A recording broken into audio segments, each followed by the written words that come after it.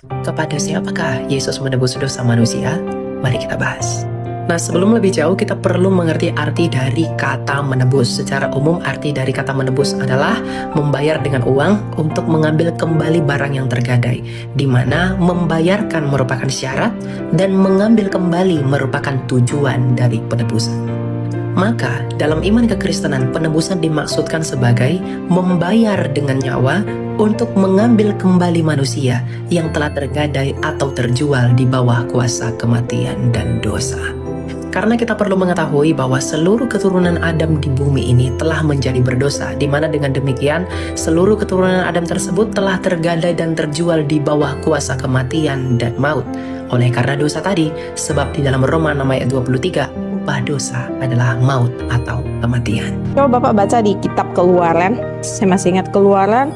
Di Keluaran itu ada menetapkan salah satu ayatnya tentang dosa itu tidak ditebus oleh Yesus, melainkan ditanggung oleh diri sendiri. Hampir banyak bukan cuma Keluaran, di kitab Perjanjian Lama itu kebanyakan konsep dosa itu adalah ditebus oleh dirinya sendiri karena adanya hukum Taurat, Bapak. Nih, sebelum Bapak sanggah atau mau reaction, hukum Taurat ini yang di-cancel di Perjanjian Baru karena itu tertulis ya Pak ya. Jadi jangan pakai tafsir Pak. Kalau kita mau mengikuti agama dengan benar, mau mengikuti Alkitab dengan benar, ikuti sampai words by words. Jangan cuma, oh saya mau nafsir Perjanjian Lama, saya nggak mau ikut Perjanjian Baru. Nggak bisa dong Pak. Nah, dan again, ini kontradiksinya itu bukan perkataan saya ya Pak ya. Kontradiksinya itu Bapak boleh cek di kitab sendiri. Tertulis kok Pak. Di seluruh kitab di Indonesia, bahkan di King James Bible juga Bapak bisa buktikan tertulis.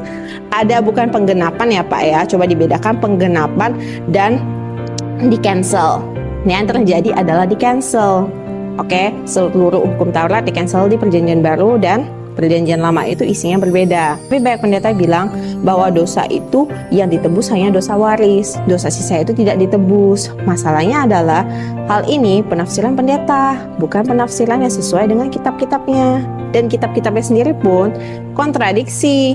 Bapak beresin dulu kontradiksi itu dengan bapak-bapak gereja. Jangan ada bolak-balik atau keberpihakan kepada salah satu ayat. Karena again, ayat itu nggak bisa baca satu-satuan Pak.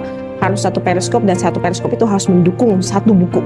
Karena mereka ada kitab suci. Dan kalau emang kalian mau mengklaim itu adalah Injil, perkataan Allah, nggak mungkin Allah ada pemplagiatan atau pengcancelan, nggak mungkin. Gitu aja sih.